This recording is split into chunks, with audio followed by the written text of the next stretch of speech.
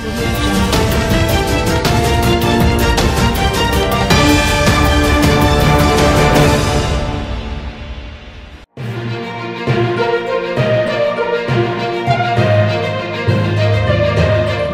বুকে অন্যতম উৎসব কাঞ্চন উৎসব। আর এই কাঞ্চননগরে দাঁড়িয়ে রয়েছে ঐতিহাসিক জায়গা। কাঞ্চননগরের রূপকার বলে যিনি পরিচিত তথা বর্ধমানের বিধায়ক খোকন দাসের সভাপতিত্বে এবং উদ্যোগে এই কাঞ্চন উৎসব কিন্তু দিন দিন ছড়িয়ে পড়ছে।